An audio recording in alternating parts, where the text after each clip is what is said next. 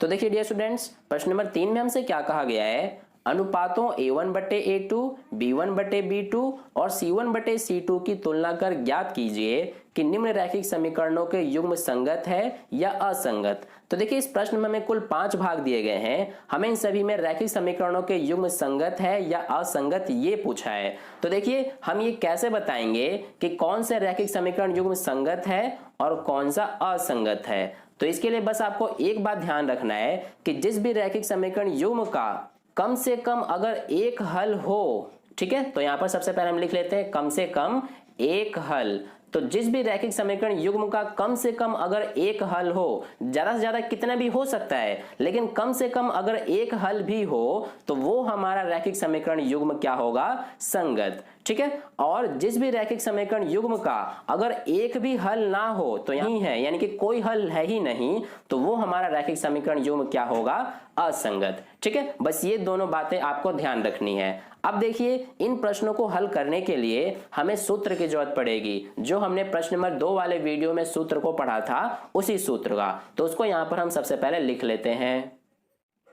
तो इस तरह से हमने ये सूत्र को लिख लिया है। अब मैं इसको आपको जब प्रश्नों को हल करेंगे तभी साथ के साथ समझा दूंगा, और वैसे भी हमने प्रश्न नंबर 2 वाले वीडियो में अच्छे से समझ लिया था। ठीक है, तो चलिए सबसे पहले हम अपने प्रश्न में जो हमारा पहला भाग है उसको सॉल्व करते हैं। तो पहले भाग में हमें ये रैखिक समीकरण युग्म दिया है। अब देखिए इसको सॉल्व करने के लिए सबसे पहले हम क्या करेंगे कि इसको जो हमारा दो चर वाला रैखिक समीकरण युग्म का व्यापक समीकरण होता है उस रूप में लिख लेंगे, यानी कि ये हमारा 3x प्लस में 2y और ये जो बराबर के इधर प्लस का 5 है इसको बराबर के इधर ले आएंगे तो ये माइनस का 5 हो जाएगा और बराबर के इधर क्या बचेगा, 0। इसी तरह से इसमें भी कर लेंगे, ये 2x माइनस में 3y और ये जो प्लस का 7 है बराबर के इधर, इसको इधर लेके आएंगे तो -7 हो जाएगा और बराबर के इधर 0 बच गया। ठीक है, तो सबसे पहले आपको ये काम कर लेना है। अब यहाँ पर हम क्या करेंगे, जो हमारा ये पहला समीकरण है इसमें हम a, b और c के मान लिखेंगे। ठीक है, यानी कि देखिए a क्या होता है, x का गुणांक, b हमारा y का गुणांक और c अचर पद। ठीक है, तो यहाँ पर a यानी कि a1 हो जाएगा, क्योंकि यहाँ पर दो समीकरण है तो ये हमारा a1 इसमें a2 होगा, इसमें b1 इसमें b2, इसी तरह से c1 और c2। ठीक है, तो देखिए a1 का मान क्या होगा इसमें हमारा, ये हो जाएगा 3। इसी तरह से b1 का मान क्या होगा, ये हमारा b क्या होता है, y का गुणांक, तो इसलिए b1 का मान 2 हो जाएगा और c1 का मान क्या होगा इसमें -5। इसी तरह से इधर भी ये हमारा क्या हो जाएगा a2, तो a2 इसमें क्या होगा, ये हमारा हो जाएगा 2। इसी तरह से b2 का मान क्या होगा इसमें -3 और c2 का मान क्या होगा ये -7। ठीक है, तो ये हम इस तरह से कर लेंगे। अब देखिए यहाँ पर अब हम क्या देखेंगे, सबसे पहले इसमें हम देखेंगे a1 बटे a2 का मान। तो देखिए a1 हमारा क्या है 3 बटे में a2 क्या है 2, तो ये हमारा a1 बटे a2 3 बटे 2 आ गया। अब इसके बाद हम क्या देखेंगे, b1 बटे b2 का मान। तो देखिए b1 कितना है 2 बटे में b2 कितना है -3। तो यहाँ पर आप देख सकते हैं कि हमारा a1 बटे a2 3 बटे 2 आया और b1 बटे b2 2 बटे में -3 आया। ठीक है, तो इससे आपको क्या समझ में आ रहा है कि हमारा जो a1 बटे a2 है और b1 बटे b2 है ये दोनों बराबर नहीं है। तो यहाँ पर हम क्या लिखेंगे, क्योंकि इसमें हमारा a1 बटे a2 जो है ये बराबर नहीं है b1 बटे b2 के, यानी कि इसमें हमारा ये वाला सूत्र जो है ये वाला लग रहा है, यानी कि ऐसा सिचुएशन यहाँ पर बन रहा है। ठीक है, तो देखिए इस तरह का सिचुएशन जब बनता है तो हमारे कितने हल होते हैं, केवल एक हल। और जैसे कि मैंने आपको पहले ही बताया था कि जिस भी रैखिक समीकरण युग्म में कम से कम अगर एक हल भी हो तो वो हमारा क्या होता है, संगत। ठीक है, तो इसलिए यहाँ पर हमारा इस तरह का सिचुएशन बन रहा है तो हम क्या कह सकते हैं कि इसलिए इसमें हमारा क्या होगा, संगत युग्म होगा। ठीक है, तो इस तरह से हमारा पहला भाग सॉल्व हुआ। इसी तरह से बाकी भी हमें करना है। तो चलिए अब हम दूसरे भाग को सॉल्व करते हैं।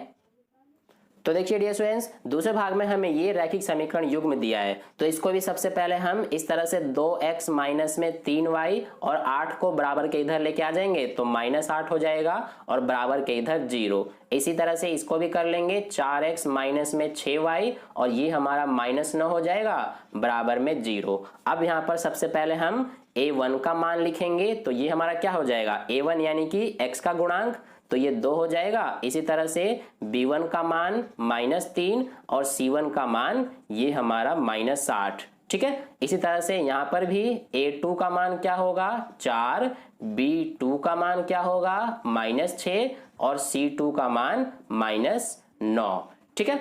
अब यहाँ पर सबसे पहले हम क्या देखेंगे, a1 बटे a2 का मान। तो देखिए a1 क्या है 2 बटे में a2 क्या है 4, तो ये कट जाएगा, 2 एकम 2, 2 दूना 4, तो ये आ गया हमारा 1 बटे में 2। इसी तरह से अब हमें क्या देखना है, b1 बटे b2 का मान। तो देखिए b1 कितना है इसमें -3 बटे में कितना है -6, तो ये माइनस से माइनस कट जाएगा, 3 एकम 3, 3 दूना 6 कट जाएगा, तो ये 1 बटे में 2 आ गया।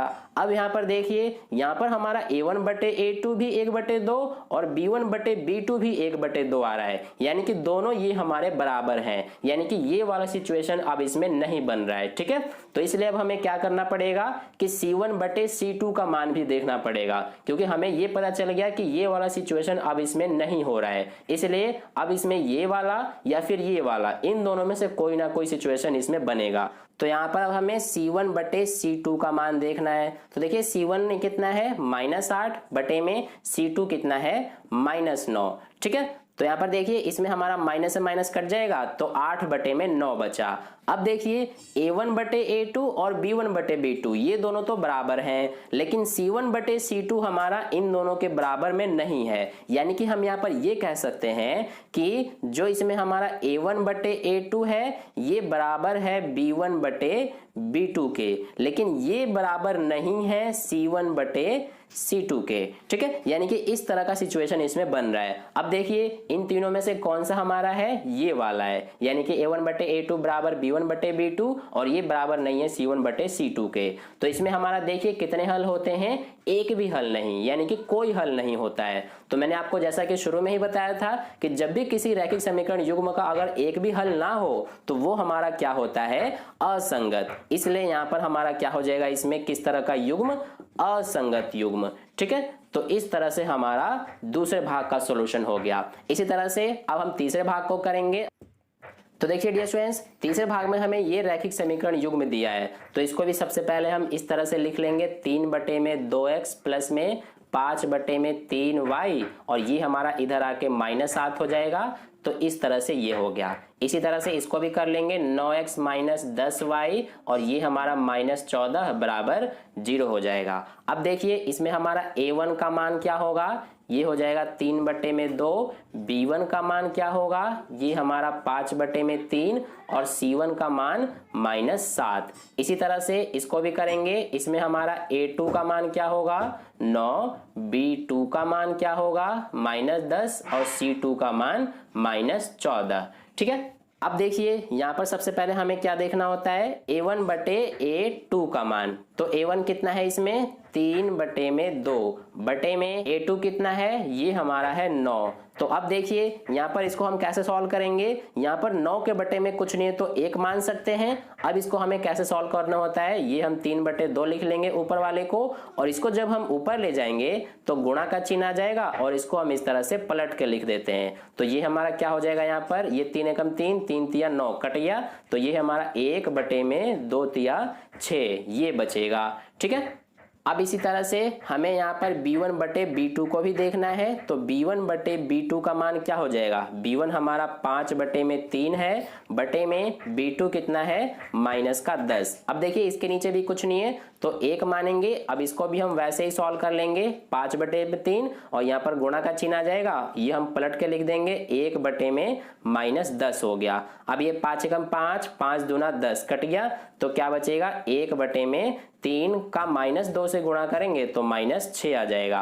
अब देखिए यहाँ पर नीचे हमारा माइनस में है तो हम नीचे कभी भी माइनस में नहीं छोड़ते हैं, इसलिए इसको हम क्या करेंगे ऊपर लिख देते हैं, ठीक है। तो ये हमारा -1 बटे में 6 हो गया। अब देखिए यहाँ पर हमारा a1 बटे a2 ये 1 बटे 6 आया है और b1 बटे b2 -1 बटे 6 आया है। तो हम यहाँ पर क्या कह सकते हैं कि क्योंकि A1 बटे A2 जो है ये बराबर नहीं है B1 बटे B2 के। ठीक है, यहाँ पर आप देख सकते हैं दोनों 1/6 है, लेकिन ये माइनस में है। ठीक है, तो इसलिए दोनों बराबर नहीं है। तो हम यहाँ पर क्या कह सकते हैं कि इस वाली सिचुएशन में क्या होता है, हमारा केवल एक हल, और जब भी हमारा कम से कम एक हल भी हो तो वो हमारा क्या होता है, युग्म, संगत युग्म। तो इस तरह से ये हमारा संगत युग्म हो जाएगा। ठीक है, तो ये हो गया तीसरे भाग का सॉल्यूशन। अब चलिए चौथे भाग को करते हैं। तो देखिए डियर स्टूडेंट्स, चौथे भाग में हमें ये यहाँ पर रैखिक समीकरण युग्म दिया है, तो इसको भी हम सबसे पहले इस तरह से लिख लेंगे। ये हमारा इधर आके -11 हो जाएगा और इस तरह से ये हो गया। इसमें भी -10x + 6y, ये यहाँ पर हमारा आके प्लस का 22 हो जाएगा और बराबर के इधर 0। अब देखिए यहाँ पर सबसे पहले हम a1 का मान लिखेंगे, ये हो जाएगा 5, b1 का मान -3 और c1 का मान -11। इसमें भी a2 का मान -10, b2 का मान ये 6 और c2 का मान 22। ठीक है, अब यहाँ पर सबसे पहले हमें क्या देखना है, a1 बटे a2 का मान। तो देखिए a1 कितना है, 5 बटे में a2 हमारा है -10। तो इसको सॉल्व करेंगे तो ये हमारा 5 एकम 5, 5 दूना 10 हो गया, यानी कि ये हमारा 1 बटे में -2 है। तो यहाँ से भी माइनस हमारा नीचे है, इसको ऊपर लेकर चले जाएंगे तो ये हमारा हो जाएगा -1 बटे में 2। ठीक है, अब इसी तरह से हमें अब b1 बटे b2 का मान देखना है। तो देखिए b1 हमारा -3 है, बटे में b2 हमारा 6 है। तो 3 एकम 3, 3 दूना 6 हो गया, यानी कि -1 बटे 2 इसमें भी आ रहा है। दोनों बराबर हो गए हैं, यानी कि अब हमें इसमें c1 बटे c2 का मान भी निकालना पड़ेगा, क्योंकि इसमें अब हमारा ये वाला सिचुएशन नहीं लग रहा है। ठीक है, तो देखिए c1 का मान इसमें हमारा -11 है और c2 का मान कितना है, ये हमारा 22 है। तो ये 11 एकम 11, 11 दूना 22, क्या आ गया, -1 बटे में 2। तो यहाँ पर आप देख सकते हैं तीनों में ही -1 बटे 2, -1 बटे 2 आ रहा है। इसलिए यहाँ पर हम क्या कह सकते हैं कि क्योंकि a1 बटे a2 जो है ये हमारा बराबर है b1 बटे b2 के, और ये भी हमारा बराबर है c1 बटे c2 के, यानी तीनों ही बराबर हैं। तो इसमें हमारा क्या होगा, देखिए ये वाला जो है यहाँ पर इस तरह का सिचुएशन हो रहा है, यानी कि तीनों ही बराबर हैं। तो जब तीनों बराबर होते हैं तो हमारा अपरिमित रूप से अनेक हल होता है, यानी कि बहुत सारे हल होते हैं। तो इसका मतलब क्या है, अगर हमारा बहुत सारे हल होंगे तो वो हमारा संगत युग्म होगा। तो इसलिए यहाँ पर हम लिख देंगे कि ये हमारा किस तरह का युग्म है, संगत युग्म। ठीक है, तो ये हो गया हमारा चौथे भाग का सॉल्यूशन। अब इसी तरह से पांचवें भाग को कर लेना है, तो चलिए पांचवें भाग को कर लेते हैं। तो देखिए डियर स्टूडेंट्स, पांचवें भाग में जो कि हमें क्या रैखिक समीकरण युग्म दिया है ये आप देख सकते हैं। तो सबसे पहले यहाँ पर हमें इस तरह से लिखना होता है, ये हमारा इस तरह से आ जाएगा और इसको हम बराबर के इधर लेके आएंगे तो ये हमारा हो गया। ये हमारा 2x प्लस में 3y, ये इधर आके -12 और ये इस तरह से। अब देखिए इसमें हमारा a1 का मान क्या होगा, 4 बटे 3, b1 का मान क्या होगा 2 और c1 का मान -8। ठीक है, इसी तरह से इसमें भी यहाँ पर हमारा a2 का मान ये हो जाएगा 2, b2 का मान ये हो जाएगा 3 और c2 का मान ये -12। ठीक है, अब देखिए हम क्या करेंगे, यहाँ पर सबसे पहले a1 बटे a2 का मान देखेंगे। तो ये हमारा a1 कितना है, ये है 4 बटे में 3 बटे में a2 कितना है, ये है 2। तो इसको सॉल्व करेंगे, ये हमारा 4 बटे 3 हो गया। अब देखिए इसके नीचे कुछ नहीं है तो 1 मान लेंगे। अब इसको हम ऊपर ले जाएंगे तो गुणा हो जाएगा और ये इसको हम पलट के लिख देंगे इस तरह से। तो देखिए ये हमारा 2 दूना 4, 2 एकम 2 कट गया, तो क्या बचेगा 2 गुणा में 1, यानी कि 2 एकम 2 बटे में 3 गुणा 1, यानी कि 3 एकम 3।